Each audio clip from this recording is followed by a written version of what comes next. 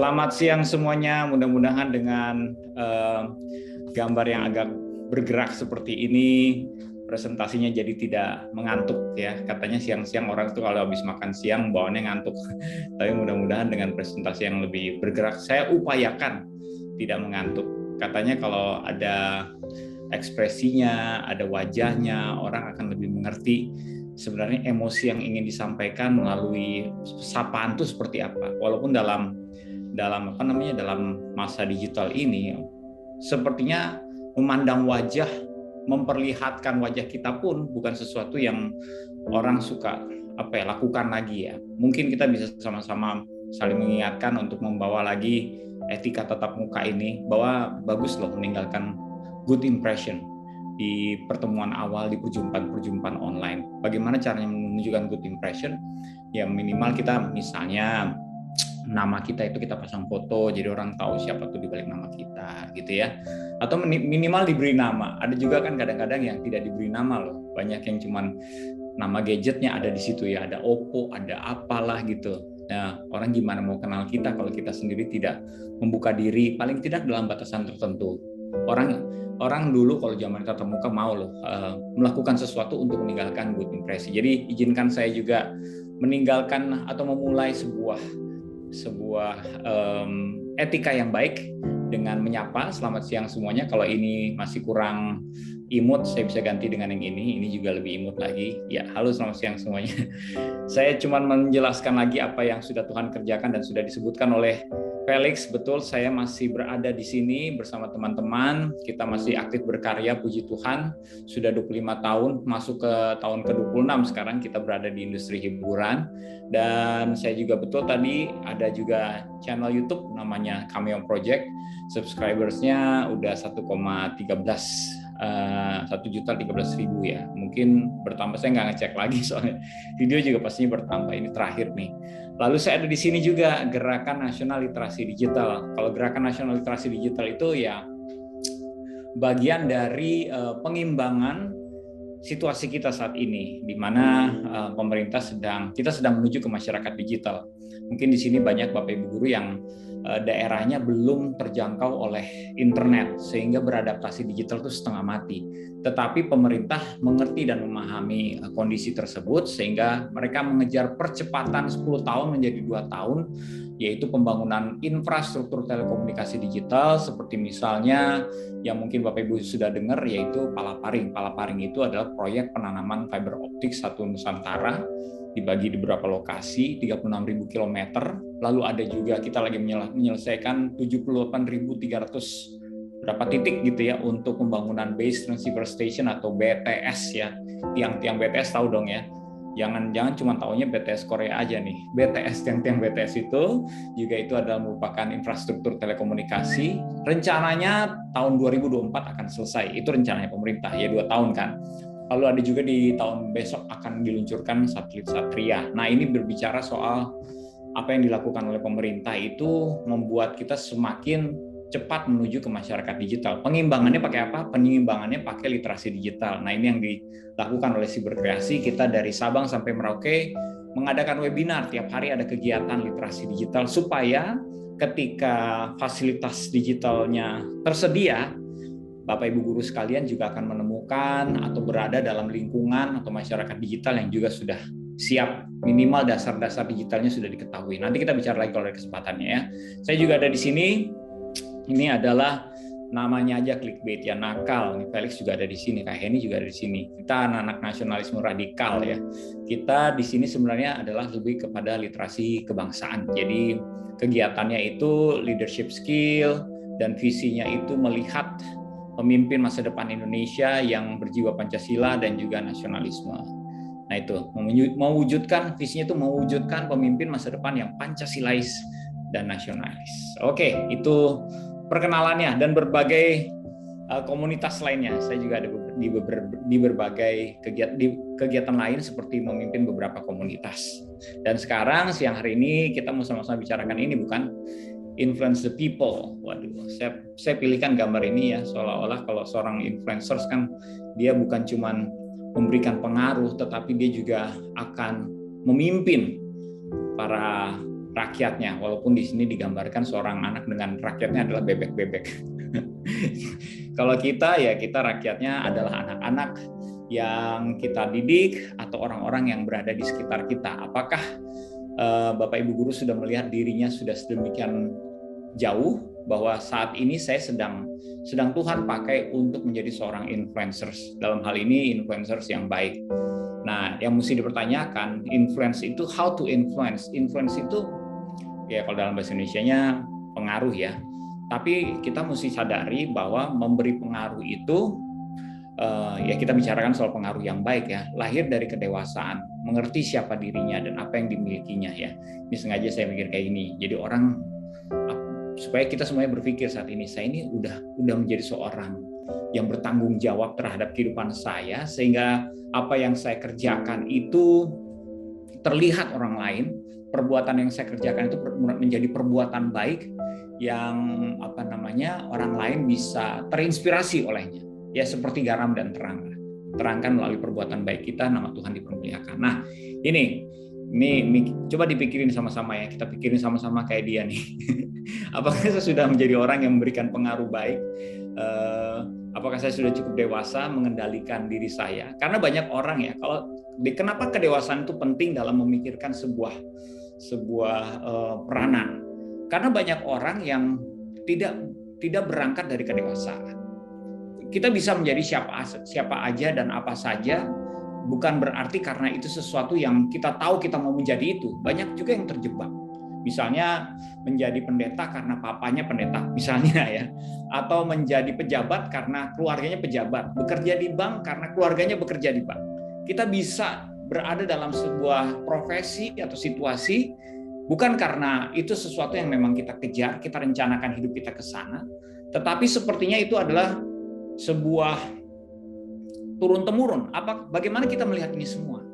Ya, kedewasaan itu berbicara soal pencarian yang sudah hampir selesai, apalagi tentang dirinya.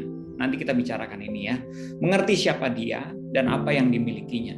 Saya mau bicara mulainya dari sini deh, supaya Bapak Ibu sekalian, kita semua yang ada di sini sama-sama bisa mengevaluasi kembali tepatnya diri kita, dan harapan saya juga termotivasi untuk mau menjadikan dirinya sebuah sumber inspirasi bagi orang lain. Nah, itulah kalau kita menjadi sebuah sumber inspirasi bagi orang lain, di situ kita akan melihat diri kita sebagai seorang influencers. We can influence the people actually. Mulainya dari mana?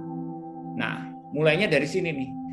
Bapak Ibu sekalian harus mengerti ada 4 identitas yang absolut. Mungkin ini adalah sebuah hal yang sudah diketahui, overkomunikasi lagi, tapi saya percaya tidak ada yang kebetulan ketika Tuhan pilihkan saya dan saya bisa hadir pada siang hari ini di ruang digital ini, dan Bapak Ibu sekalian bisa hadir juga di sini untuk sama-sama mendengarkan dan menyaksikan. Ada 4 identitas yang absolut. Disebut absolut kenapa? Karena kalau absolut itu artinya bukan pilihan kita. Artinya Tuhan berikan kepada kita dan kita tidak bisa menghindari. Seperti lokasi, situasi, fungsi dan potensi ya. Lokasi, situasi, fungsi dan potensi. Semuanya ini akhirannya sih, mentang-mentang nama saya Yosi ya. Jadi saya memang sengaja kok memilih yang akhirannya sih. Apa sih yang dimaksud dengan lokasi, situasi, fungsi dan potensi, dan kenapa mereka disebut absolut? Coba saya mau tanya, apakah ada Bapak Ibu sekalian yang bisa memilih di manakah Bapak Ibu sekalian akan dilahirkan? Kita tidak bisa memilih, bukan? Itu adalah sebuah keputusannya Tuhan. Tuhan sudah menetapkan kita mau dilahirkan di mana. Bukan cuma berbicara tempat, dengan keluarga apa kita mau dilahirkan. Kita nggak bisa milih orang tua kita, bukan? Keberadaan ekonomi kita kan ditentukan dengan keberadaan orang tua kita pada saat itu. Kita nggak bisa milih. Ini semua adalah hal-hal yang absolut. Kalau baru bicara di lokasi aja Bapak Ibu sekalian sudah komplain, saya nggak setuju. Saya nggak mau jadi orang Indonesia. Saya maunya jadi orang New Zealand. Kayaknya di sana enak deh hidupnya. Atau Switzerland tuh kayaknya tingkat kriminalitasnya rendah deh. Saya nggak mau sulit. Saya mau lahirnya jadi orang kaya. Bisa nggak kita request seperti itu sebelum kita dilahirkan? Kan nggak bisa. Ini kalau kita belum bisa menerima ini sebagai sebuah identitas yang absolut, ini absolut ya. Kita akan sibuk membandingkan diri kita dengan orang lain dan akhirnya apa? Kita tidak bersyukur. Kalau kita tidak bersyukur, kita masih sibuk mencari sebenarnya identitasnya saya sebenarnya seperti apa. Pencarian seperti itu akan menggagalkan kita dalam posisi atau status atau fungsi memberi. Karena mencari, orang yang sibuk mencari bagaimana dia bisa memberi. Padahal kita mau menjadi seorang pemberi pengaruh. Nah, pemberi itu memang pencariannya, makanya saya bilang harus sudah selesai. Ya, siapa di sini yang masih mencari? Saya benar nggak sih lahir di keluarga yang broken home? Saya benar nggak sih punya orang tua yang keras seperti itu? Saya boleh nggak sih milih dengan orang tua yang apa namanya, jangan terlalu inilah, jangan terlalu galak lah, boleh yang orang tuanya lebih sabar dikit? Itu bukan pilihan kita. Tapi saya percaya satu hal, kalau Tuhan pilihkan sesuatu buat kita, itu bukan cuma berbicara saat ini, tapi berbicara soal masa depan. Ada karakter yang sedang dibentuk, ada sifat yang sedang dibentuk, ada nilai-nilai pembelajaran yang sedang dibentuk di setiap lokasi yang Tuhan pilihkan sama kita. Itu baru bicara soal lokasi.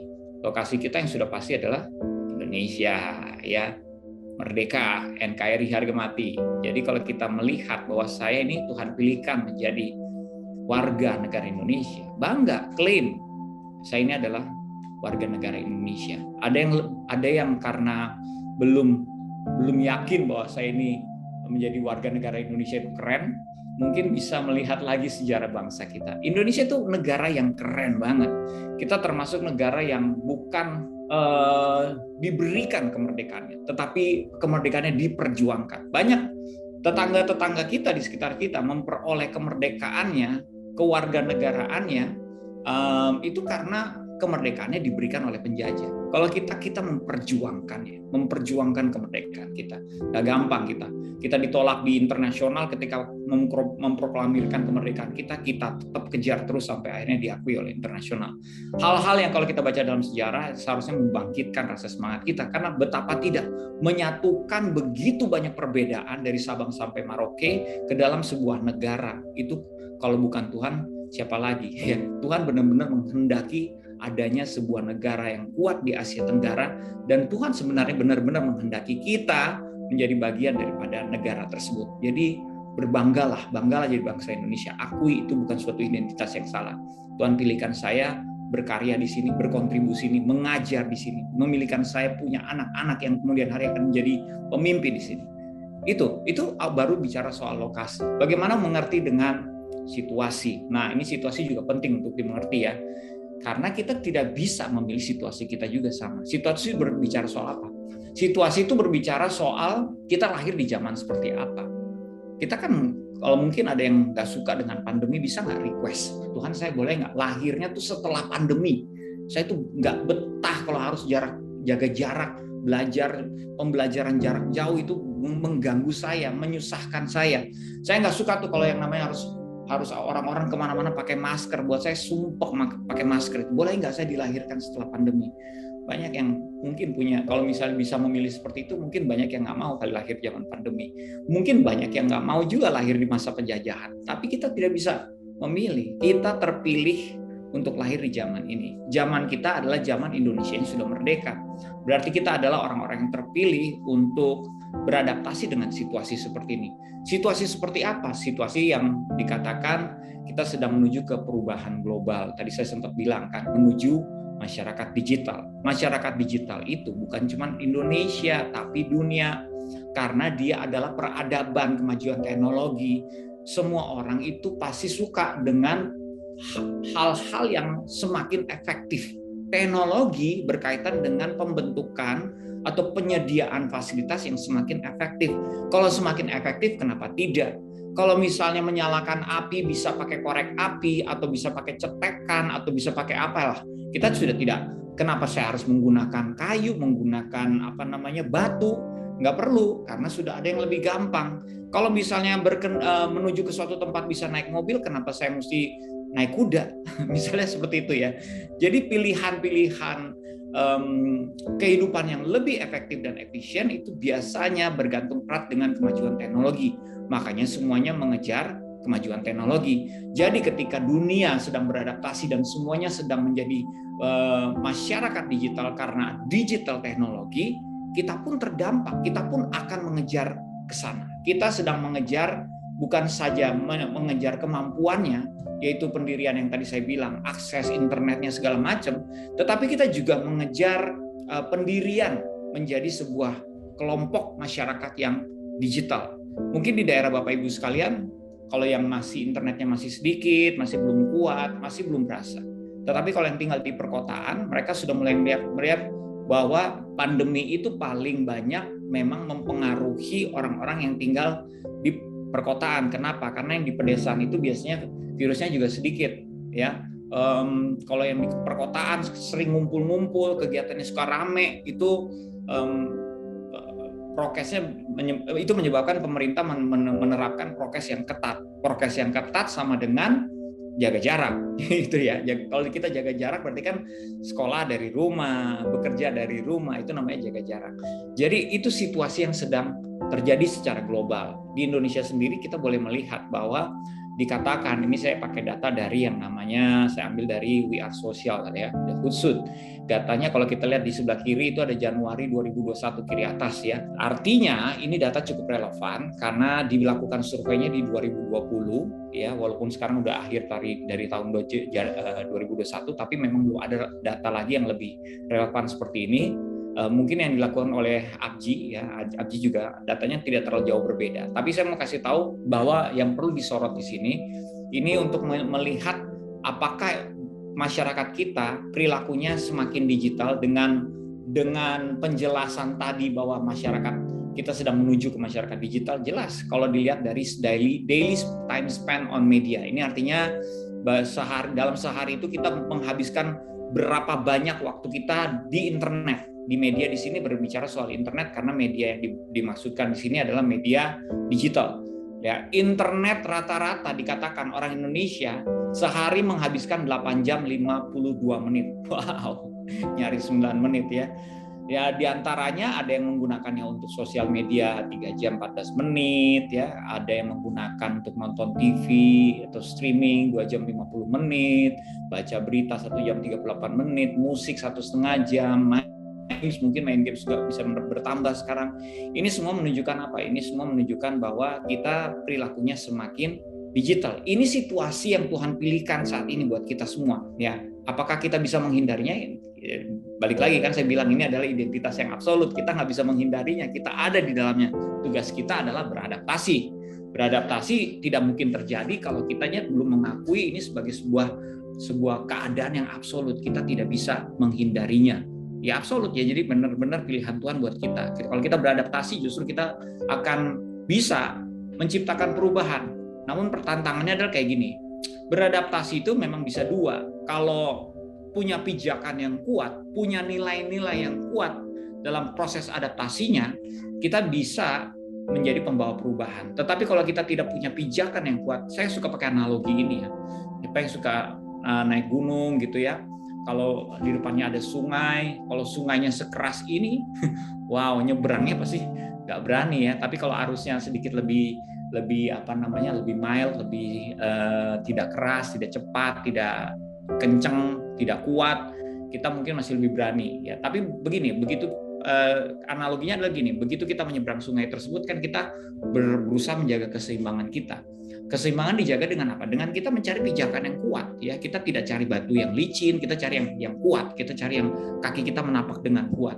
Nah, nilai-nilai yang kuat dalam proses adaptasi itu berbicara soal ya apa yang selama ini kita pegang dalam kehidupan kita. Karena sedemikian cepatnya perubahan yang terjadi, kadang-kadang kita lupa serta-merta mempraktekkan atau menjalankan apa yang kita pegang selama ini ya. Saya suka dengan quotes-nya Kung Fu Panda nih. Karena balik lagi kan kita masih bicara soal identitas di sini ya. Coba dilihat nih, ini keren banget ya. Sini ada yang mengerti bahasa Manado, ini bahasa Manado nih. Your real strength comes from being the best you can be. So who are you? What are you good at? What do you love? What makes you you? Tuh pertanyaannya ya. Ada kekuatan yang sesungguhnya itu datang dari diri kamu yang terbaik, dari kamu yang terbaik yang bisa kamu jadikan diri kamu. Tapi pertanyaannya adalah apakah kamu demikian? Apa yang menurut kamu paling baik melakukan, apa yang kamu sukai, apa yang kamu cintai, apa yang membuat kamu. Ini kan pertanyaan dalam sebenarnya. Apakah pernah kita tanyakan ini sehingga kita bisa merefleksikan kembali apa yang sedang kita hadapi saat ini dan bagaimana kita beradaptasi, ya. Saya cuma mau mengingatkan kalau masih ada yang belum menemukan identitasnya, ingat ya.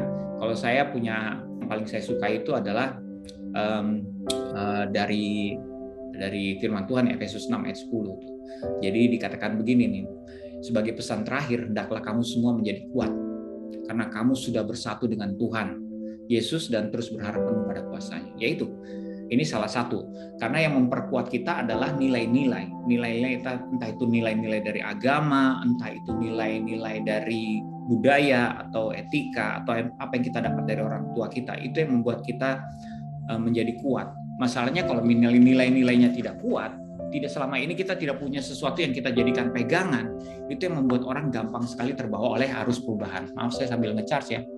Ini saya baru lihat, wah komputer saya ternyata listriknya sudah nyaris is dead. Ya, di sini dilihat ya, pijakan yang kuat adalah identitas yang kuat, ya. Tetapi yang tidak punya identitas, dia tidak berdaya. Kenapa? Karena dia gampang sekali terbawa oleh perubahan. Di perubahan ini orang banyak sekali mendapatkan penawaran atau mendapatkan distorsi dari apa yang mereka lihat di sosial media. Infodemi itu membuat orang jadi nggak tahu dirinya mau jadi apa. Bahkan ketika bermain sosial media, untuk orang-orang yang belum selesai dengan pencariannya, dia akan kembali mencari di sosial media. Orang-orang yang mencari di sosial media, dia tidak menunjukkan diri mereka yang sebenarnya, bukan. Dia ingin terlihat baik karena dia mencari pengakuan, dia mencari viewers, dia mencari followers, dia mencari subscribers. Di sini Bapak Ibu sekalian, dia main sosial media, coba diperhatikan lagi perilaku kita di situ seperti apa. Apakah kita sudah cukup kuat dengan pijakan kita, atau jangan-jangan seperti yang saya utarakan tadi, oh saya ini termasuk orang yang masih ada sih yang saya cari di sosial media. Oke, pertanyaan yang paling penting adalah seperti ini sebenarnya. Selain kita melihat lokasi yang Tuhan pilihkan, situasi yang Tuhan pilihkan, pernahkah kita melihat diri kita ini juga sebenarnya bukan saja Tuhan kasih lokasi dan situasi, tapi Tuhan kasih fungsi. Kita sampai ke fungsi nih. Orang tidak akan berfungsi dengan baik kalau dia belum melihat dirinya itu penting. Dia melihat dirinya, saya bukan siapa-siapa. Siapa yang suka dengan quotes itu? Saya bukan siapa-siapa. No, kata siapa kamu bukan siapa-siapa. Tuhan menciptakan orang itu dengan image-nya dia. Jadi kalau misalnya seseorang tidak bisa melihat that special kind thing, masterpiece-nya dia, kalau di Efesus 2 ayat 10 ya, New Living Translation, kita ini masterpiece, berarti dia tidak bisa melihat bahwa dia adalah siapa-siapa. Begitu kita diciptakan, kita siapa-siapa, kita penting, ya. Coba tanyakan, apakah di sini masih ada yang punya pertanyaan seperti ini? Am I that important? Kenapa saya bisa kepikiran mengangkat isu ini? Karena banyak loh orang-orang yang saya temukan perilakunya masih merasa dirinya tuh tidak penting. Orang yang merasa perilakunya tidak penting, dia jadi ragu-ragu melakukan banyak hal. Padahal dia bisa berkontribusi lebih, bahkan dia bisa berinisiasi. Inisiasi itu sebuah tindakan kedewasaan. Orang yang berinisiasi itu dia sudah menghilangkan apa kata orang. Faktor apa kata orang itu kadang-kadang menggagalkan orang berinisiasi. Tetapi begitu kamu tahu dan menyadari bahwa saya penting, kamu udah mulai berpikir untuk, ini adalah berarti kalau saya penting, saya punya fungsi. Tuhan ciptakan saya bukan cuma dikasih lokasi, bukan cuma dipilihkan situasi, tetapi juga Tuhan perlengkapi saya dengan fungsi. Apa fungsi saya? Kalau di zamannya saya suka diajak juga untuk memberikan kelas-kelas kepemimpinan di saat-saat menjelang pilkada atau pemilu gitu ya. Ini ada pertanyaan-pertanyaan seperti ini. Kak, emangnya suara saya penting? Nah, kalau saya nggak nyoblos, kan sudah banyak yang nyoblos. Jadi saya nggak perlu nyoblos dong, Kak. Nah gitu. Nah ini jawabannya tentang masih berbicara soal identitas. Kita bilang kayak gini sama penanya-penanya seperti itu. Kalau kamu sekarang belum bisa melihat suara kamu penting, apakah di kemudian hari kamu bisa melihat diri kamu punya peranan yang penting bagi bangsa Indonesia? Satu, lokasi kita penting, situasi kita penting, keberadaan kita penting karena punya fungsi. Masalahnya orang-orang banyak yang mencarinya di tempat yang salah jawaban seperti itu. Ya jangan mencari di tempat yang salah. Kalau kita mencari di tempat yang salah, antar yang terjadi seperti ini. Kita tidak pernah ketemu jawabannya. Loading terus, searching terus ya. Kayak wifi-nya kurang. Cari jelas, carinya kemana? Cari ke penciptamu, Matius 6 ayat 33. Cari dahulu kerajaan Allah dan kebenaran yang semuanya akan ditambahkan kepadamu. Cari kepada rajamu yang menciptakan kamu. Ya, jadi jangan cari di sosial media. Nah, di literasi digital kita menemukan anak-anak sekarang itu banyak yang belum selesai, maksudnya gini, belum diberikan sebuah bekal rasa aman oleh orang tuanya, tapi mereka dengan situasi yang cepat seperti ini harus terjun online. Apa yang terjadi? Mereka mencari identitas mereka secara online. Dan makanya banyak kalau kita lihat kok anak-anak sekarang beda banget sama anak dulu ya. Anak dulu tuh kayaknya mengalami tuh digampar guru dan tidak baper. Anak sekarang digampar, gurunya dimasukin ke video, bisa menyebar kemana-mana, bisa. Ini bukan membahas mana benar atau salah, bukan juga membahas mentalitas ya. Tetapi itu kecenderungan bahwa semuanya dicari secara online ketika dia belum punya jawaban dari rumah. Di rumah adalah sebenarnya kalau idealnya orang tua itu memberikan rasa secure. Kalau dalam kelas-kelas parenting ini kelas parenting yang bukan online ya, kan sebenarnya sesederhana itu diajarkan. Bapak Ibu tolong anak itu ditemukan bahasa cintanya. Kenapa penting menemukan bahasa cintanya? Karena setiap anak itu tidak sama bahasa cintanya. Kita tidak bisa melihat anak orang suka diberi hadiah terus kita samakan anak kita juga suka diberi hadiah. Enggak, berbeda. Kita temukan. Ada yang suka dipuji, ada yang suka sentuhan, ada yang suka word of affirmation gitu ya, maksudnya dipuji, dibilang I love you, dibilang aku sayang kamu, dipeluk ya. Jadi beda-beda. Ini semua akan membuat sang anak tentu saja memiliki rasa aman karena dia tahu dia dikasihi. Nah, tapi begini, bagaimana dengan ya itu dia tadi, kalau dia lahir di tempat di mana orang tuanya tidak sibuk kerja, terus kalau pulang ke rumah berantem sama satu sama lain, bagaimana sang anak bisa merasakan keamanan tersebut, kenyamanan tersebut? Atau jangan-jangan di antara Bapak Ibu sekalian masih ada yang diproses seperti itu ya, masih ada yang masih merasa saya ini nggak penting, saya ini korban, saya ini tidak dikasih oleh orang. Jadi kalau merasa itu semua, please jangan mencari di tempat yang salah, apalagi berharap dari netizen yang maha benar, tidak bisa dikendalikan ya. Dia bisa aja berkomentar apa saja ya, karena mereka netizen itu juga tidak semuanya. Kita suka lupa ya ngecek, kadang-kadang kita berdialog dengan orang ngecek akunnya fake atau real. Biasanya yang pakai akun-akun yang anonymous itu mereka sudah punya niatan untuk berekspresi sebebas-bebasnya. Whatever they're gonna say, they're going to say it gitu. Nah ini yang mesti menjadi awareness juga. Kalau kita yang masih mencari di online, di internet, ya jangan berdialog juga dengan orang yang salah. Ya di internet itu tidak bisa dipastikan siapa yang bisa memberikan kita benih yang baik, siapa yang malah justru menjerumuskan kita ke dalam sebuah pengenalan yang salah akan diri kita. Nah, saya cuma mau ingatkan aja. Anehnya, kalau misalnya di literasi digital pun saya melakukan ini. Walaupun literasi digital itu bicaranya bahasanya universal. Tapi saya bilang kayak gini, buat yang belum ketemu identitasnya, ingat, ada beberapa identitas yang absolut juga sebenarnya yang Tuhan berikan. Selain keempat C tadi, lokasi, situasi, fungsi. Yaitu, nah ini nih, di Roma 8 ayat 38-39 nanti dibaca aja ya. Kita ini sebenarnya dikasih oleh Tuhan dan bahkan dikatakan tidak ada yang bisa memisahkan kita dari kasih Allah. Tidak ada. Jadi kalau ada yang masih merasa di sini, oke, saya ini dikasihi nggak sih? Saya ini orangnya berharga nggak sih? Yes, you are. Kalau jawabannya masih dicari lagi, habis setelah dari sini carinya ke Tuhan ya. Tapi biarlah saya menegaskan lagi buat Bapak Ibu sekalian, kalian semua berharga dimanapun lokasi tempat kalian mengajar, Bapak Ibu sekalian, semuanya berharga. Nanti dilihat di Roma 8 ayat 38-39 dikatakan baik malaikat maupun penguasa-penguasa yang ada di atas ataupun yang ada di bawah atau sesuatu makhluk lain tidak dapat memisahkan kita dari kasih Allah yang ada dalam Kristus Yesus. Itu identitas yang absolut. You are God masterpiece. Saya selalu bilang itu kan, Efesus 2 ayat 10. We are God's masterpiece. Bapak Ibu sekalian adalah masterpiece-nya Tuhan. Jadi sudah, jangan membandingkan kehidupannya dengan orang lain. Kita fokus saja dengan identitas yang absolut nih. Nah, kalau kita udah fokus dengan identitas yang absolut, kita terima lokasi kita di mana, situasi kita sedang apa, bagaimana dengan fungsi?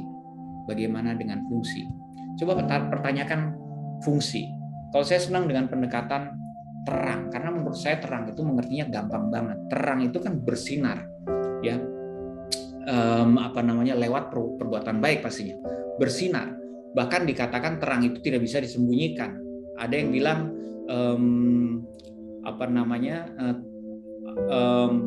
kalau perbuatan baik yang disembunyikan berarti dia perbuatan baiknya masih nanggung. Bagaimana kalau perbuatan yang baik masih nanggung itu bisa memberikan sebuah pengaruh? Nah, ini kita bicara soal pengaruh sekarang.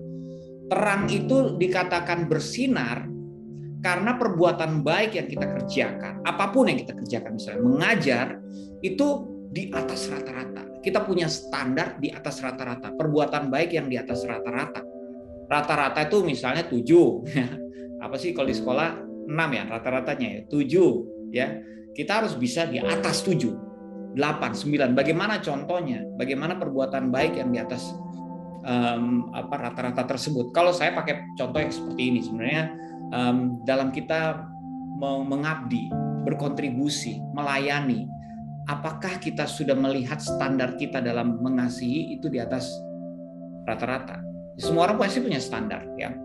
Standar yang ditulis dalam Alkitab yang sama dengan orang lain adalah ketika, ini yang standar ya, ini yang standar. Kalau kita mau melihat yang standar, ketika kita berbuat baik sama orang yang berbuat baik juga sama kita. Nah, itu standar.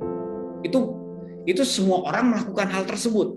Di atas rata-rata adalah ketika kita mampu tetap berbuat baik, bahkan ketika kita menghadap anak yang kurang ajar sama kita, misalnya kayak gitu ya, ini anak kok udah saya gurunya, maksud saya baik, dia tidak pernah hormat sama saya, ini anak, tapi kita tetap bisa menjaga diri kita dan mengingat, you know what, saya ini punya standar mengasihi yang tidak sama dengan orang lain, saya ini adalah terang. Nah, di atas rata-rata lah yang membuat kita terlihat, itu yang dimaksudkan terang, itu terlihat. Ya, karena di atas rata-rata, dia tidak disembunyikan di bawah kolong lipat, dia ditaruh di atas dian. Dia terlihat. Kalau kita sama kayak orang lain, kita tidak terlihat. Oke, jadi perhatikan apa standar kita dalam kita melayani orang lain, dalam kita berkontribusi.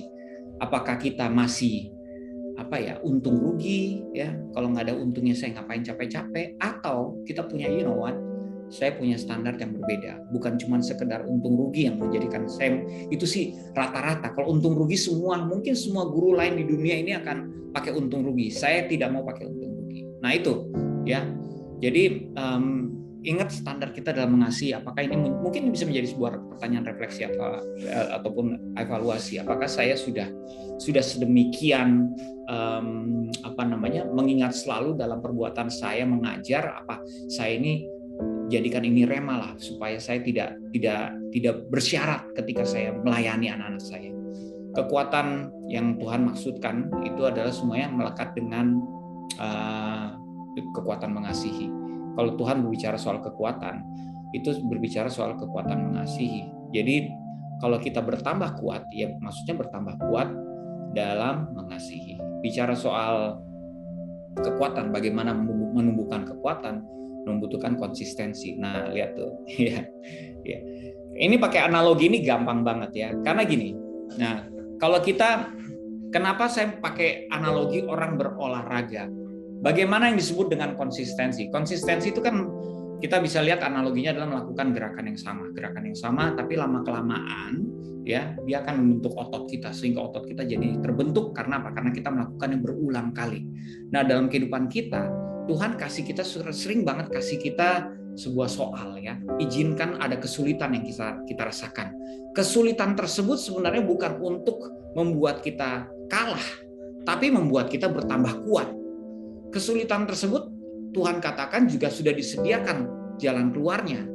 Tapi kita harus hadapi, kita harus lihat itu sebagai sebuah cara Tuhan supaya kita merasakan yang namanya peranan Tuhan ketika dia membentuk kita.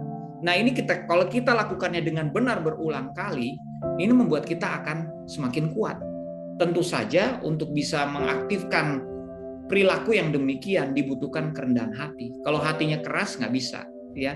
Kita butuh kerendahan hati, ketaatan, cara berpikir yang berbeda, yaitu kedewasaan, ya, the transformation of mindset. Inilah yang akan menumbuhkan kekuatan kita mengasihi di atas rata-rata. Kalau tadi ada yang berpikir susah mengasihi di atas rata-rata, bisa. Tapi syaratnya setiap kali kita punya kesulitan, ya, kita harus mau menghadapinya dan mengingat cara yang benar itu seperti apa. Cari suara Tuhan, saya menghadapinya seperti apa.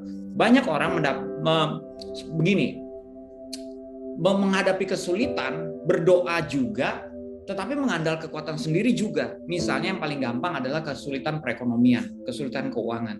Saya sering mendapatkan kasus yang sama, similar. Orang berdoa, Tuhan besok saya harus membayar sesuatu, saya belum ada uangnya. Oke, tetapi selain dia berdoa, dia juga mencari pinjaman di sana, kanan kiri, kanan kiri, kanan kiri. Apa yang terjadi? Maksudnya dia akhirnya dalam kehidupannya tidak pernah merasakan bahwa firman Tuhan ya dan amin, ketika kita jatuh tidak sampai tergeletak. Padahal Tuhan ingin Tuhan ingin menghadirkan tangannya yang menopang. Cuman kita udah keburu dapat pinjaman. Jadi kita tidak mengalami Tuhan lewat kesulitan kita. Kalau kita berulang kali ya percaya sama Tuhan, saya sudah berdoa, saya mau melakukan bagian saya, kreativitas, saya mencari hikmat, saya mencari sesuatu yang bisa saya kerjakan, saya memberi karena kata Tuhan dengan memberi saya juga akan diberi. Oke, hal-hal yang sesuai dengan firman Tuhan itu yang kita kerjakan yang menjadi bagian kita. Tapi bukan, I don't think Tuhan kita semiskin itu deh. Tuhan kita tuh super kaya. Ya, cuman memang dia ingin kita merasakan kasihnya lewat kesulitan kita, yaitu ketika kita percaya sama dia. Waktunya Tuhan tuh keren banget. Dan Tuhan tuh tidak memberikan kita pertolongan sesuai dengan ekspektasi kita. Kita kan kadang suka, kalau Tuhan menolong saya, berarti Tuhan akan memberikan saya uang dalam akun saya atau dalam tabungan saya. Itu pertolongan Tuhan seperti itu. Belum tentu. Pertolongan Tuhan tuh bisa seperti ini, bisa kemurahan hati, ada orang lain yang membayarkan utang kita, atau si pemilik hutang mengundurkan tagihannya, atau kita tiba-tiba dapat budget yang tadinya bukan buat bayar itu bisa dialihkan buat bayar itu karena ada yang lain yang menanggung budget kita yang lain. Jadi banyak hal yang bisa Tuhan kerjakan untuk menghadirkan kasih-Nya. Kalau kita mengalami itu berulang kali, akibatnya apa? Akibatnya kita menjadi orang yang penuh dengan damai sejahtera. Kenapa? Karena kita udah tahu bahwa kesulitan kita ini bukan kesulitan yang melebihi beban kita. Kesulitan yang sudah Tuhan kasih jalan keluarnya, dan Tuhan cuma ingin kita percaya dan bersandar sama Dia, melakukan apa yang Dia sudah rencanakan buat kita, supaya kita bisa selalu keluar sebagai pemenang. Kita lebih dari pemenang. Kalau ini berulang kali, kita tambah kuat, pastinya tambah kuat. Ini yang dimaksud dengan konsistensi. Nah, yang mau dikejar adalah perilaku penuh dengan kasih. Kan semakin kuat ya.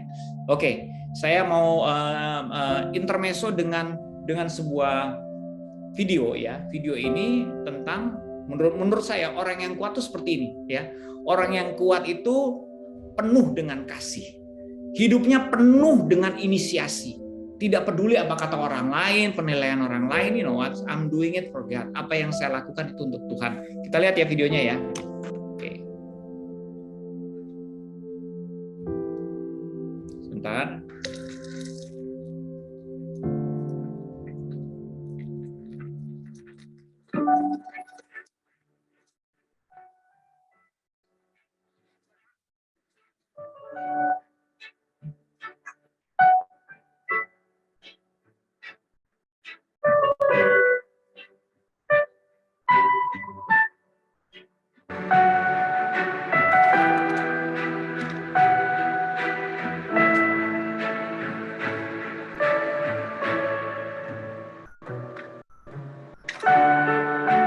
เขาจะได้อะไรถ้าเขาทำแบบนี้ทุกวัน เ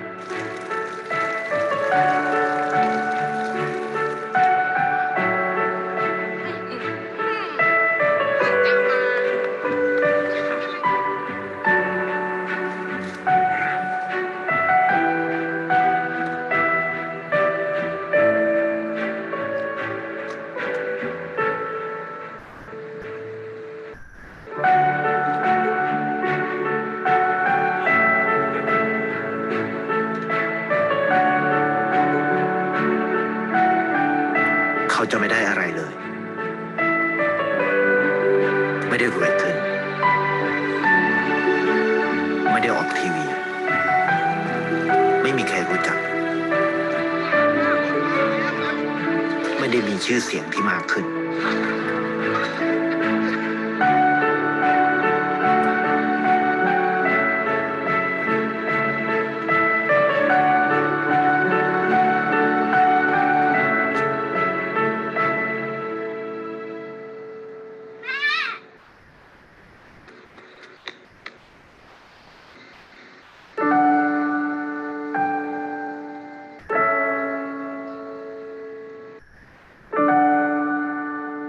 เพราะสิ่งที่เขาได้คือได้แค่ความรู้สึก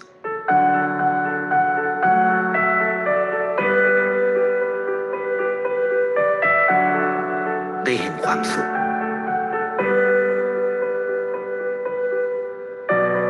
ได้เข้าใจ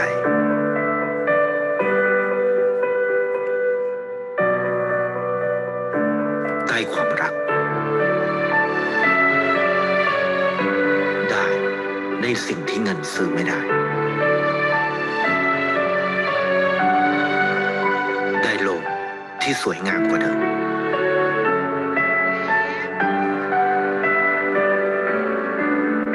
ในชีวิตคุณอะไรคือสิ่งที่คุณต้องการมากที่สุด Oke. ไทยประกันชีวิต Ya, เชื่อในความดี nyata iklan asuransi ya. Tapi saya selalu senang menonton video tadi karena saya melihat ini orang yang contoh orang yang kuat, penuh dengan kekuatan mengasihi. Mereka yang punya inisiasi, penuh dengan inisiasi dalam kehidupannya, tidak perlu apa yang orang lain lihat tentang mereka ya. Tadi kan kita lihat ada engkok-engkok yang punya toko yang ini orang kerjanya ngasih duit terus sama pengemis misalnya kayak gitu. Ini nggak peduli sama kayak gitu. Dia kalau menurut saya contoh-contoh orang-orang yang sudah kuat dalam mengasihi, orang-orang yang sudah secure, orang-orang yang sudah dewasa, tidak goyang dalam perkataan, tidak bersyarat dalam tindakan.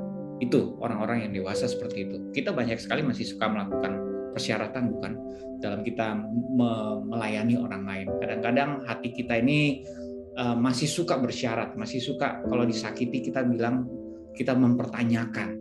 Ya, well anyway, saya juga mau mengingatkan bahwa dalam situasi kita ini kita mesti mengerti sekarang ini justru saatnya kita bisa memperkenalkan Tuhan ke seluruh dunia. Kenapa? Karena ada sosial media.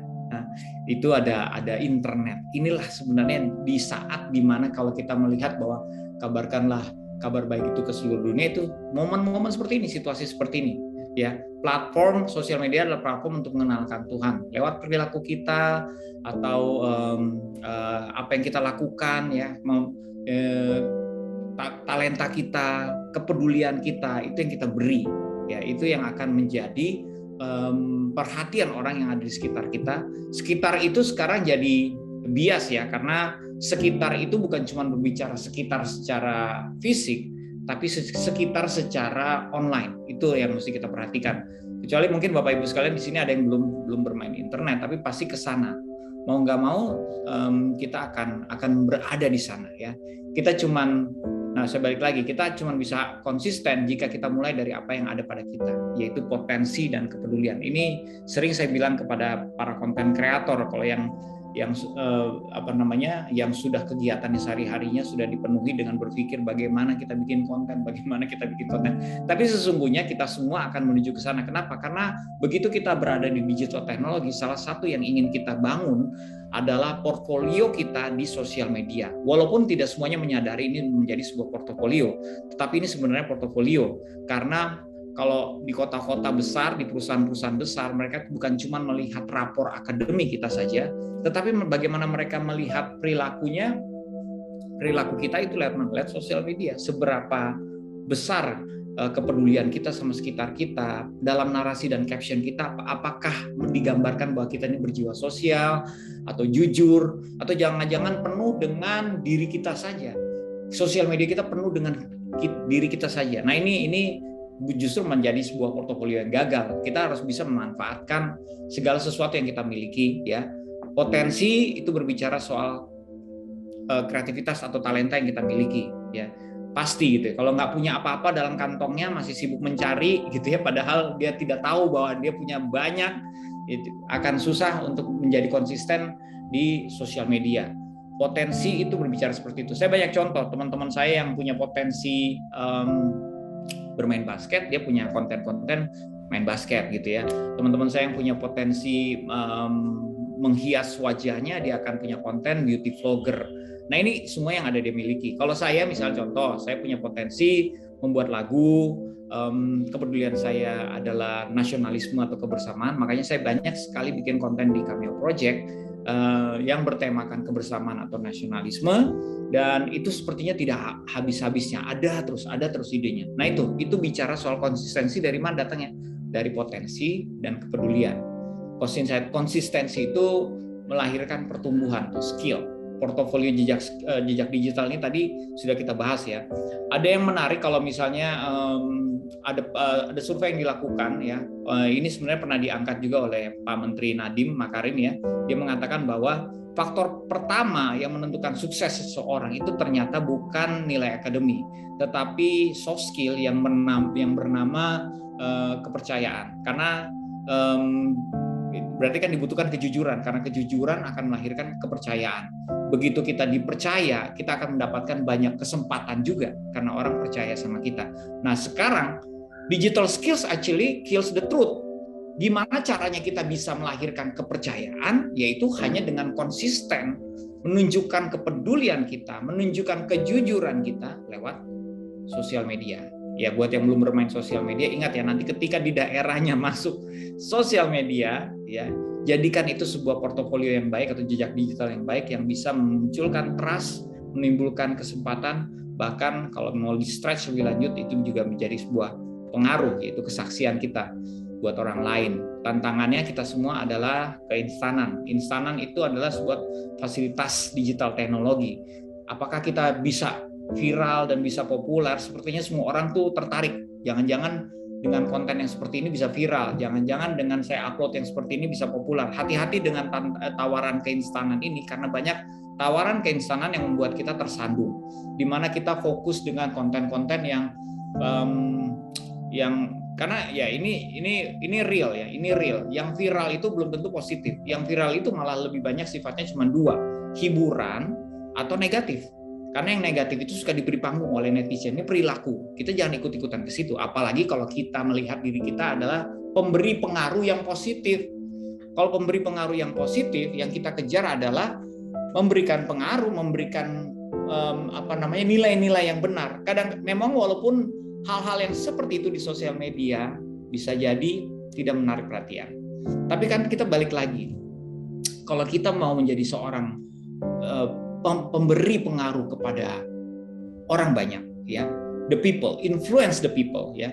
Kita mesti mengerti satu hal, bahwa di zaman sekarang kita dimampukan sebenarnya untuk influence the people karena digital teknologi. Kita bisa reach out ke banyak orang, bahkan di tempat-tempat terpencil sekalipun.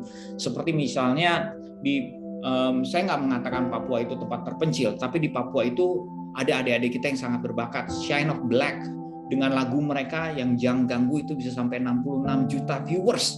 Itu bahkan melebihi artis-artis mainstream ibu kota. Jumlah itu kan wow. Ternyata ini membuktikan saja bahwa dengan digital teknologi memang dimampukan untuk menjadi viral atau populer, tapi tetap kita harus berhati-hati. Apalagi kalau kita mengkaitkannya dengan influence the people. Kadang-kadang the people is not always terjadi saat itu juga, ya. Jangan menganggap remeh angka yang kecil. Do not underestimate small number. Saya suka banget dengan perkataan seperti itu. Yang saya jadikan contoh kalau misalnya tidak menganggap rendah angka yang kecil adalah sebenarnya ini seperti dalam foto ini.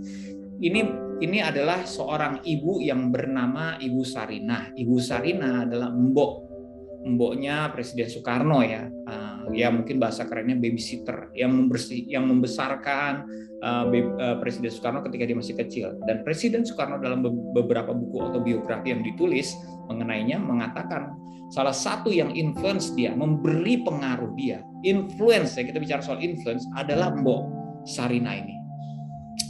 Kenapa kita don't underestimate small numbers? Mbok Sarinah ini bukan Hatta Halilintar, bukan Ria Ricis ya, YouTubers Indonesia yang followersnya jutaan, puluhan juta. Dia ini cuma punya satu followers. yaitu Presiden Soekarno. Tetapi boleh dikatakan dia influence the people karena apa yang diajarkan sama Presiden Soekarno jadikan itu sebagai pengajaran buat masyarakat. Tahu apa yang diajarkan kepada Presiden Soekarno? Ada dua hal. Yang pertama adalah bagaimana menghormati wanita, dan yang kedua kemanusiaan. Ingat apa yang diusulkan oleh Presiden Soekarno ya dalam rancangannya dia tentang Pancasila. Sila kedua, kemanusiaan. Oke, jadi berasal dari seorang Mbok Sarina ya. Dia dalam buku yang tentang wanita yang Presiden Soekarno tulis itu tidak ada nama salah satu istrinya pun yang dijadikan judul buku, tetapi justru judulnya Sarina. Bahkan di Jalan Jakarta ada gedung Sarinah Tamrin. Itu diberi nama sebagai penghormatan kepada Ibu Sarina. Ibu Sarina balik lagi ya, saya ingatkan nih. Ibu Sarina followersnya cuma 1, Presiden Soekarno. Jadi maksudnya begini, kita harus yakin betul apa yang kita lakukan, nilai-nilai apa yang kita pertahankan dan kita ajarkan. Ya, kalau itu kebenaran, kalau itu merupakan sebuah benih yang baik, itu yang harus kita bukan saja perkatakan, tapi kita juga lakukan dalam kehidupan kita, sehingga itu menjadi lebih efektif, menjadi sebuah pesan. Dan jangan berkecil hati kalau yang mendengarkan cuma anak-anak kita, tapi kita nggak pernah tahu anak-anak kita di kemudian hari akan menjadi siapa. Bisa jadi salah satu dari mereka menjadi menteri atau presiden. Itu bukan suatu hal yang tidak mungkin zaman sekarang. Tetapi ketika nanti mungkin setelah internet merata dirasakan oleh Bapak Ibu sekalian di daerahnya masing-masing, saya percaya ini juga bisa menjadi sebuah cara kita untuk memperkenalkan apa yang sudah kita lakukan, apa yang menjadi isi potensi kita. Ya gini, kan tadi potensi itu seperti ini. Tadi kita sudah bicara soal lokasi, situasi, dan fungsi. Nah, fungsi, kalau Tuhan kasih kita fungsi, Tuhan tidak mungkin nggak kasih kita potensi. Kalau Tuhan kasih kita tujuan, Tuhan tidak mungkin tidak kasih kita kemampuan. Fungsi adalah juga identitas yang absolut. Setiap kita pasti punya fungsi, apapun itu. Jadi, dan juga kita punya potensi. Jadi jangan pernah berkecil hati Bapak Ibu sekalian. Saya mau melihat pada pembicaraan kita pada siang hari ini mengerucut di situ loh. Kembali claiming apa ya, bukan claiming ya, mungkin bahasa Indonesia mengakui bahwa ini benar, ini Tuhan menciptakan saya dengan sengaja, menaruh saya di Indonesia dengan sengaja, memilihkan saya latar belakang dan tempat bertumbuh seperti ini dengan sengaja, memberikan saya fungsi, dan saya percaya sekarang mungkin baru sebagian yang saya temukan, tetapi saya percaya saya punya potensi. Ini semualah ketika kita klaim ini semua, kita lakukan secara konsistensi, kita membentuk kemampuan kita untuk melayani dengan kemampuan mengasihi yang semakin kuat, ini akan merger nih satu persatu, lama-lama kelamaan membentuk kedewasaan dalam diri kita. Lalu ketika kita punya semuanya, itu akan ngalir. Influence the people itu akan ngalir ya. Jadi begitu dia mengalir, apa yang kita perkatakan sama murid-murid kita, apa yang kita perkatakan sama orang-orang di sekitar kita, apa juga yang kita posting di sosial media kita, itu semua menjadi real dan menjadi sebuah kekuatan. Kenapa? Karena orang benar-benar melihat semua yang dikatakan tersebut ya dan amin adalah juga semua yang kita lakukan dalam kehidupan kita sehari-hari. Itu influence, itu inspirasi, itu kekuatan, itu yang menjadikan kita seorang influencers untuk bangsa, untuk masyarakat. Dimulai dari situ. Oke, saya sebenarnya mempersiapkan beberapa video, tapi saya ingat juga tadi Bro Felix mengingatkan ada tanya jawab ya. Jadi saya akan kembalikan lagi kepada Bro Felix untuk kita masuk ke tanya jawab. Terima kasih buat waktunya. Siap. Terima kasih Kak Yosi buat apa yang sudah dibagikan. Teman-teman silakan kalau ada pertanyaan langsung diketik di kolom Q&A-nya, nanti saya akan bacakan pertanyaannya. Diingatkan kembali sama Kak Yosi untuk lewat hati yang mengasihi, hidup semakin berfungsi, dan akhirnya jadi inspirasi. Asik. Siap. Tahu dari beberapa pertanyaan yang masuk, aku bacain ya. Ya, saya sambil minum. Silakan Kak. Pada dasarnya memang kita orang yang penting, tapi kadangkala kita merasa pesimis dengan apa yang kita lakukan dan merasa tidak dihargai dengan apa yang telah kita lakukan. Bahkan banyak yang lebih merendahkan kita dengan kekurangan kita daripada melihat kelebihan kita. Bagaimana kita bisa menghadapi semua itu dengan sikap optimis, Kak? Ya, jadi sebenarnya begini, ada beberapa kalau saya mungkin bisa menjawabnya dengan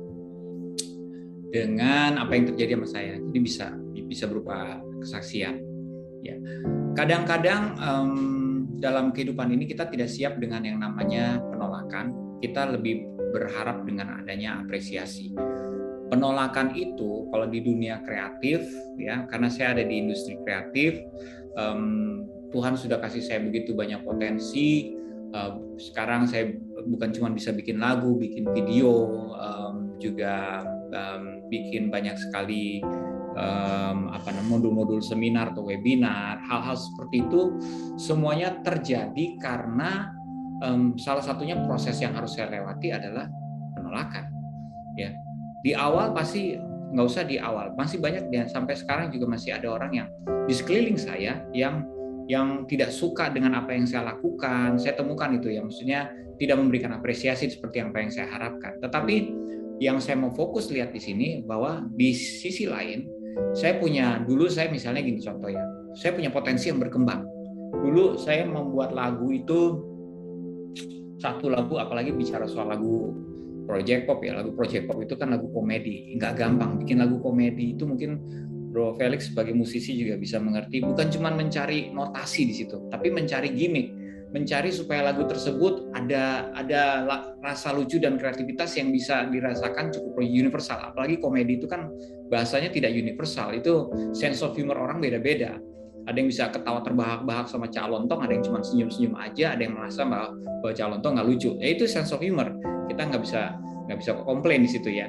Sama halnya dengan karya lagu ya. Jadi saya buat lagu dulu susahnya setengah mati, tetapi ya karena saya sudah mengalami berapa kali penolakan, ada yang nggak suka lagunya padahal saya bikin berhari-hari. Saya pernah majukan 20 lagu yang diterima cuma 2 lagu ya. Buat saya di sekarang ini, karena saya sekarang sudah melihat potensi saya membuat lagu itu dulu berhari-hari, sekarang bisa dalam 4 jam jadi satu lagu, itu sebuah proses yang bisa saya rasakan worth it ya. Ketika kita menjadikan segala sesuatu yang negatif tersebut cambukan buat kita, motivasi buat kita. Yes, kita akan menghadapi orang-orang seperti itu di sosial media, apalagi kalau Bapak Ibu sekalian belum bermain sosial media, di sosial media pun akan seperti itu ya. Orang tuh bebas sekali berpendapat, menolak bahkan dengan kata-kata yang kasar sekalipun bisa. Tapi kita nggak pernah tahu apa yang menjadi latar belakang mereka. Kita tidak bisa mengendalikan mereka. Kita tidak bisa mengendalikan apa yang di luar kita, tapi kita selalu bisa mengendalikan hati kita. Nah, saya selalu bilang sama diri saya, kalau kita mendapatkan rejection, kalau saya mendapatkan rejection, penolakan gitu ya, saya mengingat gini, kreativitas juga dari Tuhan. Hal-hal seperti ini kalaupun tertolak pasti ada kebaikan yang Tuhan kerjakan. Karena kan Dia bekerja dalam segala sesuatu untuk mendatangkan kebaikan. Penolakan itu tidak selamanya dinilai itu sebagai sesuatu yang buruk. Ya, kalau kita melihatnya sebagai sesuatu yang buruk, kita tidak akan berkembang. Tapi kalau saya melihatnya sebagai berarti saya bisa melihatnya sebagai sebuah tantangan, atau saya bisa melihatnya sebagai sebuah motivasi. Tantangan contohnya kayak gini, gambar, saya suka gambar. Kalau lagi gambar gitu ya, udah jadi gambarnya, tiba-tiba ada orang lewat nggak sengaja nabrak tangan saya, jadilah garis panjang. Nah, kalau saya menjadikannya tantangan, saya akan memikirkannya seperti ini. Saya tinggal memikirkan dari garis panjang ini saya bisa bikin gambar apa ya? Pagar, bendera, tiang, apapun yang garis panjang seperti itu. Jadilah gambar baru tanpa saya harus meremas kertasnya dan membuangnya dan mulai lagi dari awal. Ini contoh aja. Jadi apapun yang kita alami itu, kita bagaimana kita mentranslate-nya sebenarnya. Kata kuncinya di situ. Ya, tidak selamanya penolakan, orang tidak mengapresiasi kita itu kita translate itu sebagai sesuatu yang buruk. Mungkin ini adalah bagian dari cara Tuhan memberikan beban kita untuk melatih otot kita mengasihi. Jadi hal-hal seperti itu yang bisa menjadi salah satu translasi untuk melihat hal-hal yang terjadi di luar ekspektasi kita. Justru kalau mau lebih kuat malah kita expect orang yang menolak kita, expect orang yang memperlakukan kita tidak menghargai apa yang kita lakukan, expect orang yang tidak bisa memberikan apresiasi, expect that. Tetapi ingat, kita tidak melakukan semuanya buat orang itu, kita melakukannya untuk Tuhan. Jadi tidak mengurangi standar kita tetap mengasihi, bahkan kalau perlu kita tetap menunjukkan yang terbaik buat orang-orang seperti itu. Siap, thank you Kak. Tidak selamanya penolakan itu keburukan, Karena di balik penolakan seringkali ada kebaikan Tuhan yang sedang dikerjakan. Asik. Ya. Lanjut. Saya orangnya vokal, punya suara kuat, karakter tegas. Kadang karakter itu mempengaruhi bagaimana menenteramkan siswa di kelas. Tapi kadang-kadang juga tidak berhasil. Saya berusaha untuk menahan diri untuk tidak bersuara kuat-kuat, tapi juga belum bisa dan masih belajar untuk melakukan cara lain yang lebih lembut supaya anak-anak dengar-dengaran, tapi masih belum banyak pengaruhnya. Kadang-kadang berpikir bagaimana supaya saya menjadi guru yang berpengaruh untuk anak-anak, at least karakter mereka semakin baik. Gimana Kak? Ya, jadi gini, kalau di dalam ilmu komunikasi ya, memang suara keras itu membantu sebenarnya untuk memberikan membuat orang memperhatikan kita. Tetapi kalau bicaranya disukai, ya itu bukan cuma berbicara soal suara, itu bicara soal cara. Nah, kalau bicara soal cara, yang sering kita tempuh apa? Kita pertanyakan lagi, menjadikan bahan evaluasi buat kita. Selama ini kita itu sedang memfasilitasi kenyamanan kita, atau kita sedang mencari apa yang mereka butuhkan. Cara itu sebenarnya akan lebih efektif di nomor 2. Ketika kita nyaman dengan suara kita yang keras, kita bisa mendapatkan perhatian buat orang lain, betul. Tetapi itu jangan dipakai terus-terusan. Pastinya itu tidak menjamin anak akan suka sama kita. Anak hanya akan suka sama kita ketika kita menemukan apa yang mereka butuhkan. Ya, apalagi lebih personal. Mungkin secara general dulu, oh di kelas ini ternyata suka dengan jokes, dengan komedi. Ya, oke, itu yang mereka butuhkan. Bolehlah saya cari jokes, bridging, jembatan-jembatan yang akan memberikan mereka apa yang mereka mau. Tapi balik lagi, ya itu kan masih general. Semakin kita bisa detail menemukan apa yang mereka butuhkan, karena tiap anak itu berbeda. Ya ini sama kayak misalnya kita punya banyak anak, terus tiap anak ada bahasa kasihnya beda-beda tuh. Ada yang suka dipuji, ada yang suka diberi hadiah, ada yang suka ditepuk punggungnya gitu. Nah, hal-hal seperti itu adalah sebenarnya bagian kita untuk keluar dari kenyamanan kita dan mencari apa yang mereka butuhkan. Seringkali kan kita cuma nyaman dengan cara saya ya kayak gini, saya akan keras, saya akan tegas, saya akan suara saya lantang, itu cara kita nyaman dengan itu. Tetapi itu tidak pernah menjamin anak akan suka sama kita. Kalau mau anak suka sama kita, berarti kita sudah, itu cara yang buat kita nyaman, kita keluar dari situ. Sekarang saya mau mencari apa yang membuat mereka nyaman. Itu tadi cara itu membuat saya nyaman. Sekarang yang membuat mereka nyaman apa? Nah itu, jadi kuncinya tuh di situ, memperhatikan apa yang mereka butuhkan, memperhatikan lagi lebih detail, lebih bagus. Nah, sukanya seperti itu. Ya, thank you Kak. Saya punya kepribadian ketika saya ingin menolong, membantu, saya tidak mau nama saya diketahui. Saya ingin nama saya tidak disebutkan. Apakah itu baik? Bagaimana itu bisa mempengaruhi orang lain supaya sama-sama saling membantu yang lemah? Nah, itu keren justru. Menurut saya itu baik ya. Kalau you keep on doing that, segini, terang itu kan dikatakan tidak bisa disembunyikan. Terang itu pasti akan begitu kita melakukan hal yang baik tanpa diketahui orang lain, tetapi sering dan konsisten, itu tidak bisa disembunyikan. Orang akan tahu juga. Suatu saat orang akan membawa kita, perbuatan kita itu akan membawa kita ke atas dia, akan terlihat. Ya, dan itu inspiring. Orang-orang yang melakukan sesuatu yang baik, apa yang dilakukan oleh tangan kiri kita tidak perlu diketahui oleh tangan kanan kita atau sebaliknya, itu adalah sesuatu yang Tuhan berkenan. Ya, kita tidak menjadikan diri kita dengan mentalitas seperti itu, bahwa saya melakukannya untuk Tuhan, bukan untuk mendapatkan pujian. Jadi kalaupun mendapatkan pujian, saya pulangkan lagi sama Tuhan. Ya puji Tuhan. Tapi kalaupun orang tidak aware dengan apa yang sudah kita lakukan capek-capek, tetap semangat, karena bukan mereka yang akan menilai. Kita melihat apa yang Tuhan melihat apa yang kita lakukan, bukan? Nah, itu menurut saya itu adalah sebuah hal yang baik sebenarnya. Mentalitas seperti itu asal benar ya, mentalitasnya memang tidak mencari pujian, itu benar, itu mentalitas kerendahan hati seperti itu. Tapi saya kasih tahu, itu bukan berarti akan menyembunyikan kita. Itu justru pada suatu saat akan mengangkat kita tinggi. Kenapa? Karena terang.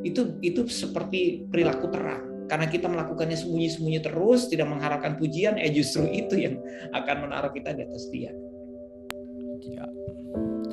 Oke Kak, next.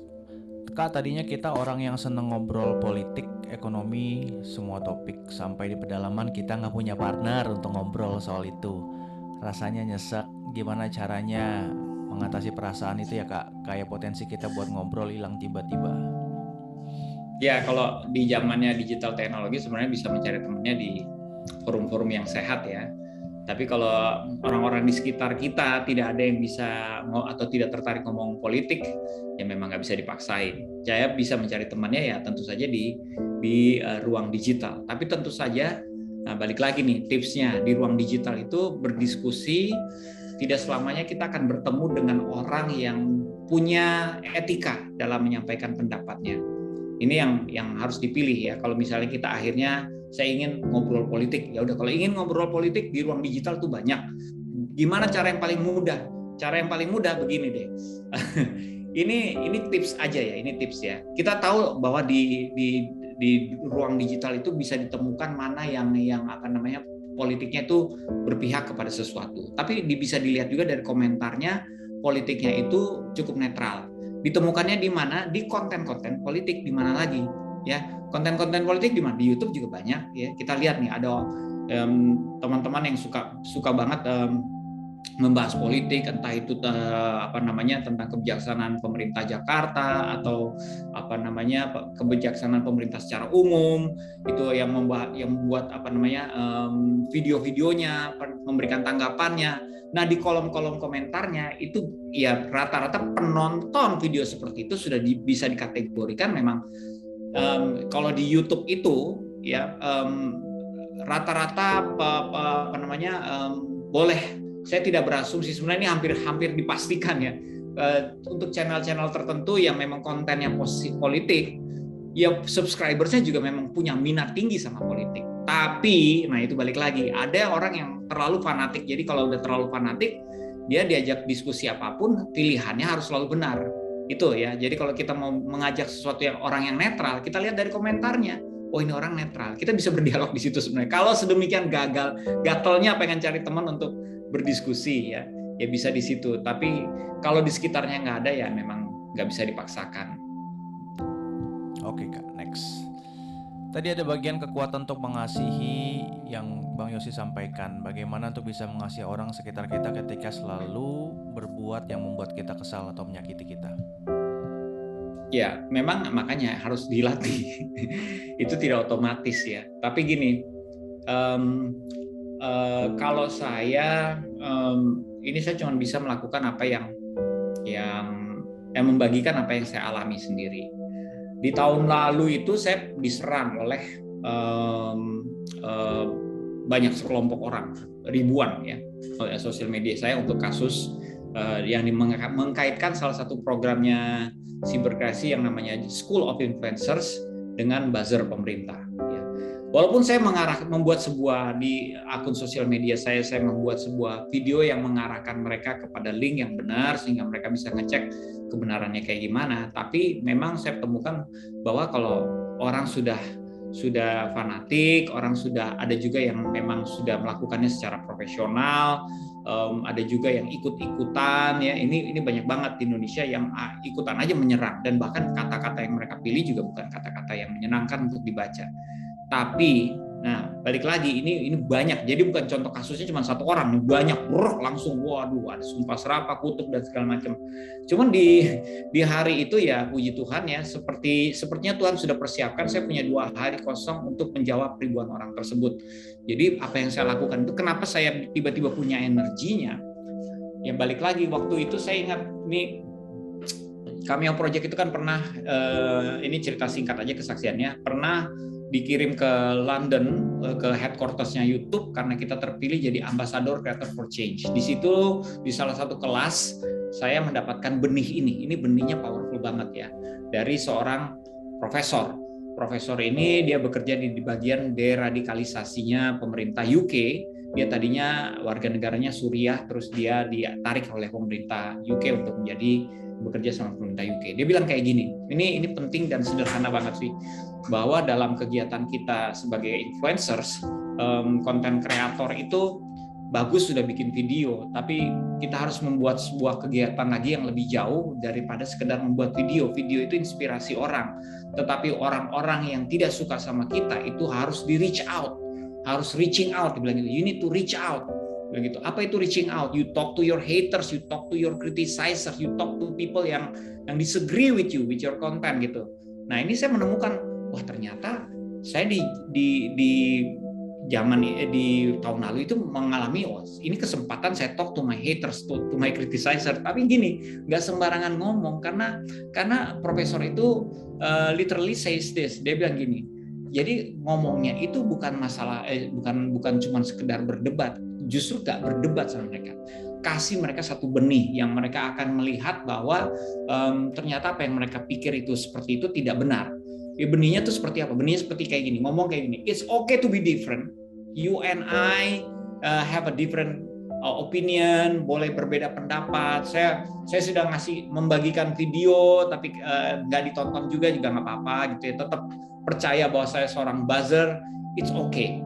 Saya tidak bisa memaksakan. Itu seperti itu ya. Jadi, tapi dia bilang kayak gini. But tell them this. Tetapi karena kamu dan saya, because you and I are one blood, one country, saudara sebangsa dan setanah air, I love you for that. Saya mengasihi saudara. Saya katakan itu dalam sosial media saya. Jika di kemudian hari saudara menemukan bahwa ternyata apa yang saya share itu benar dan apa yang saudara tuduhkan itu tidak benar, ingat aja saat ini saya tidak membenci saudara, saya mengasihi saudara. Nah, itu yang akan melahirkan perubahan karena saya percaya saya baru saja menanamkan benih sama mereka. Dan apa yang terjadi di situ ya, dari 90, saya boleh katakan sekitar 95% yang berdialog dengan saya juga berubah tone of words-nya ya, tone of words kan nggak ada tone of ini voice karena nggak ada suaranya ya, kalimatnya jadi lebih sopan. Kenapa? Karena saya tidak membalas mereka dengan kejahatan. Saya membalas mereka dengan kesopanan. Mereka tidak sopan, saya balas kesopanan. Mereka tidak mengasihi, saya ingat standar Tuhan bilang kan kalau kamu baik sama orang yang baik sama kamu itu sama bohong ya. Jadi mereka menyerang saya pun tetap mengasihi mereka, tetap sopan, tetap tidak marah sama mereka.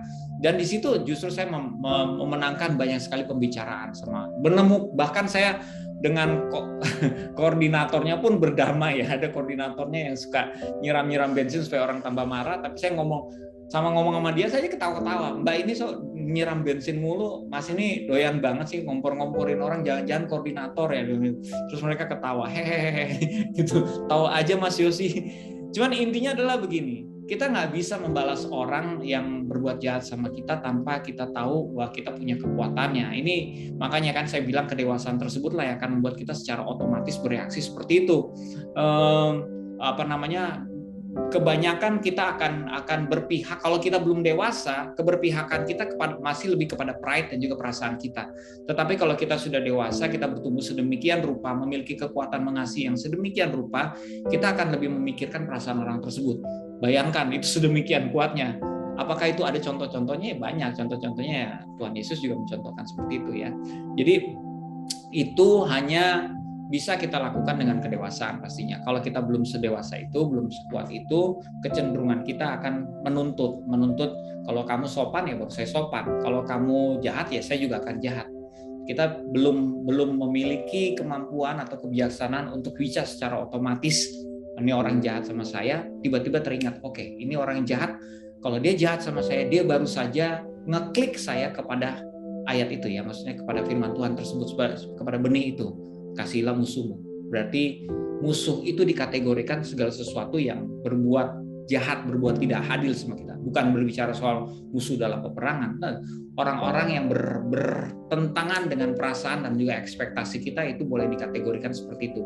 Nah itu, jadi wajar kalau tadi yang bertanya seorang bapak atau ibu berasa seperti itu suatu yang wajar. Tapi kejarlah kemampuan atau kekuatan untuk mengasihi, supaya itulah yang akan mendatangkan perubahan, justru hal-hal yang seperti itu. Yaitu ketika kita membalas sebuah kejahatan dengan kebaikan. Oke Kak, next. Kak, saya mau membantu, tapi saya mau orang yang mau saya bantu dan keluarganya dan sekitarnya tidak mengetahuinya. Bagaimana caranya? Gimana? Itu contoh kasusnya gimana itu? Itu ya, dia. Bantunya apa ya? Bantunya apa? Kalau dia nggak tahu ya bantu aja. Kalau dia nggak mau, nah itu yang repot. Ya. Kalau dia nggak tahu, ya kita bantu aja tanpa harus memberitahu, ya kan? Tapi kalau dia nggak mau, nah itu yang repot. Gitu. Karena kadang-kadang orang make it a big deal gitu. Saya bilang kan saya nggak mau dibantu. Ya udah kita We cannot play God juga, nggak semua orang bisa kita bantu kan, atau nggak semua orang kita harus kita bantu, enggak. Ya. Tapi kalau Tuhan taruh panggilannya, bantu deh orang itu, ya kita bantu. Ya, bisa lewat tangan orang ketiga kali kayak kalau misalkan Bisa dalam juga. pengetahuan gitu ya. Heeh. Siap. Next, saya menemukan sebuah situasi yang miris dalam penugasan, namun itu bisa dibilang di luar tugas saya. Tetapi saya terus saja merasa kurang nyaman karena saya menyaksikan kejadian tersebut tetapi tidak bisa bertindak lebih jauh karena satu dan lain alasan. Singkatnya, saya takut bertindak. Bagaimana pendapat Kak Yosi tentang hal tersebut? Ya, bertindak itu memang butuh hikmat sih. Karena bisa jadi kita adalah jawaban yang Tuhan mau untuk orang tersebut, bisa jadi tidak. Pokoknya selalu memperhitungkan begini. Kalau kita melihat ketidakadilan, karena banyak sekali di dunia ini kan banyak ketidakadilan ya. Kita memperhitungkan kayak gini, kapasitas saya ini sebenarnya bisa untuk membantu atau tidak. Kalau bisa, ya kita harus kalahkan rasa ragu-ragu kita. Kita bantu aja. Ya, tapi kalau tidak bisa, nah kita juga harus percaya bahwa Tuhan juga mengasihi orang tersebut dan Tuhan juga pasti punya prosesnya buat orang tersebut. Kita doakan saja. Balik lagi kita juga bisa minta hikmat kan untuk bertindak. Kalau saya nggak tahu saya mesti ngapain Tuhan, saya pengen bantu, apakah Engkau izinkan untuk membantu?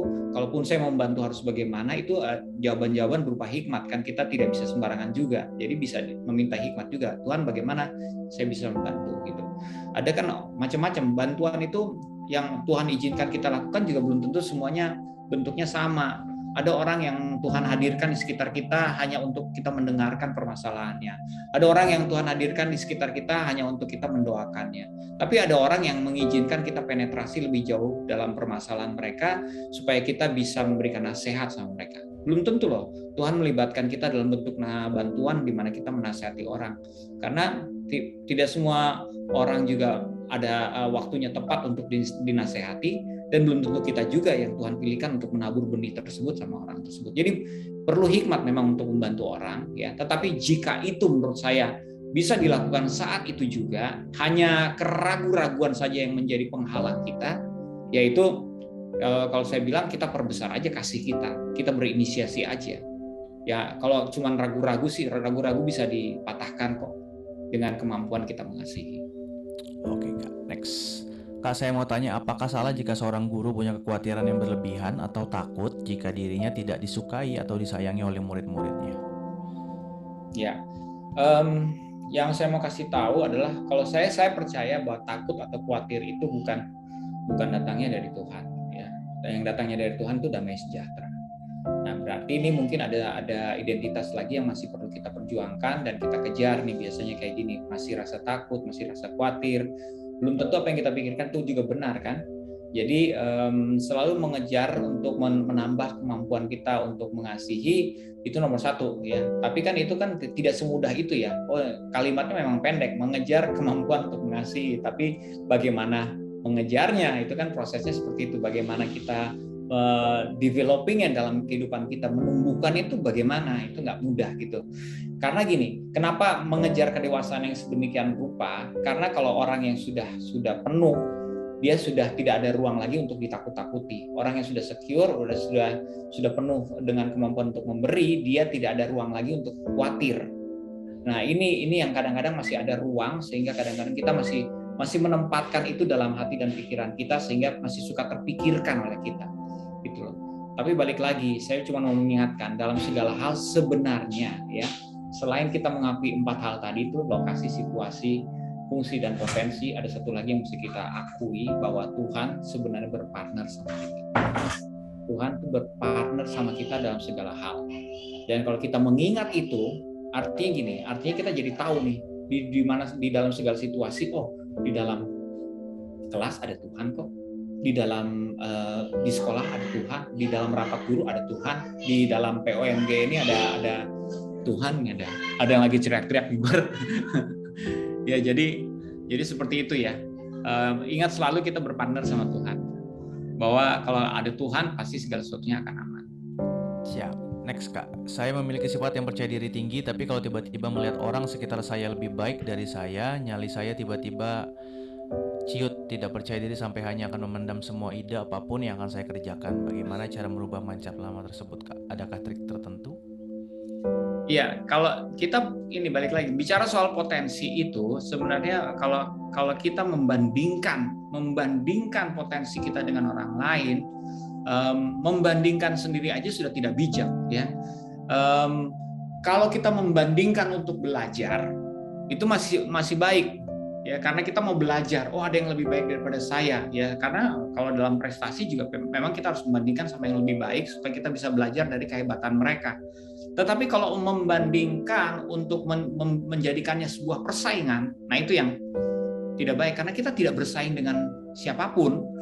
Kita cuma mau, kalau kita mentalitasnya melakukan yang terbaik untuk Tuhan, berarti kan kita tidak bersaing dengan siapapun. Kita cuma punya pertanggungjawaban sama Tuhan.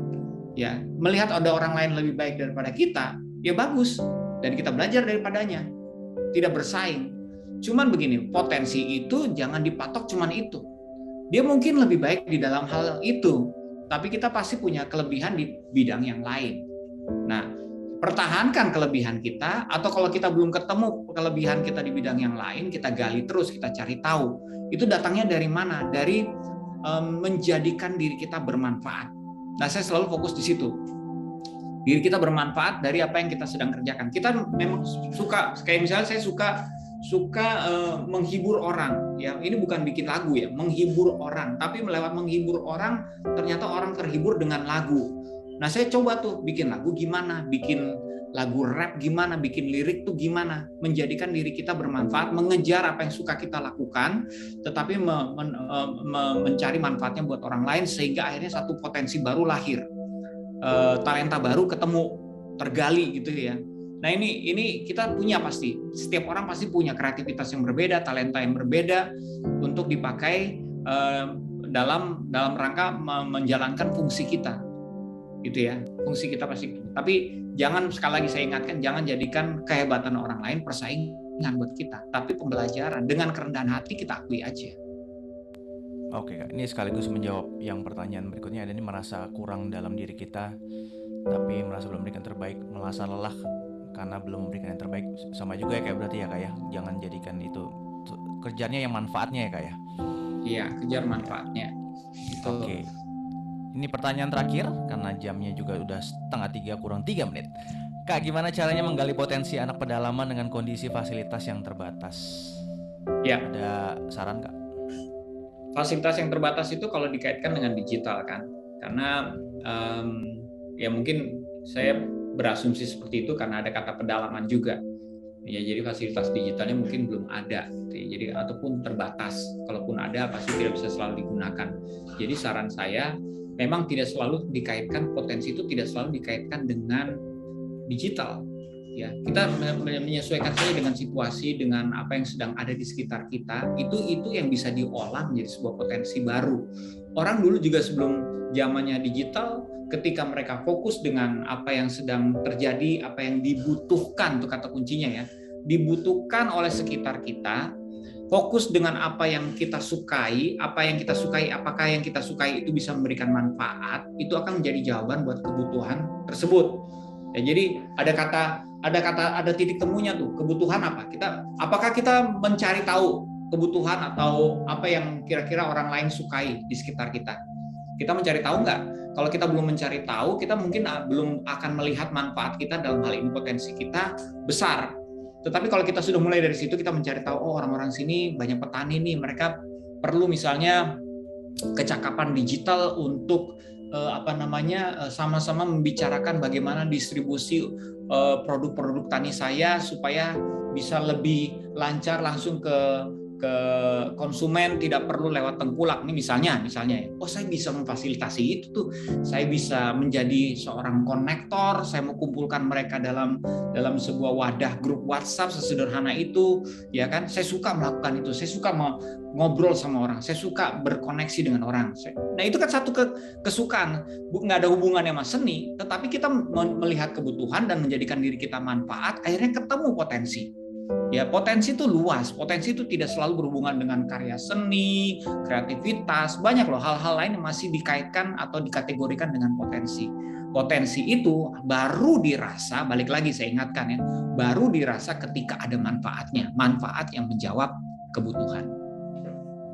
Siap, terima kasih Kak Yosi sekali lagi buat waktu yang Kak Yosi kasih bagi kami semua. Sangat diberkati dan sangat dipertajam untuk teman-teman semua lanjut ke depan dalam pelayanan dan panggilan untuk mendidik anak-anak di daerah. Terima Semangat kasih Kak Yosi. terus, terima kasih Felix, terima kasih semangat terus ya Bapak Ibu guru semuanya. Ya, jangan tidak ada yang kebetulan ada di sini, dan percaya betul Tuhan juga sudah mempersiapkan benih-benih yang baik untuk ditangkap. Saya berdoa agar semua yang tadi dipelajari bisa bertumbuh dan berbuah pada musim.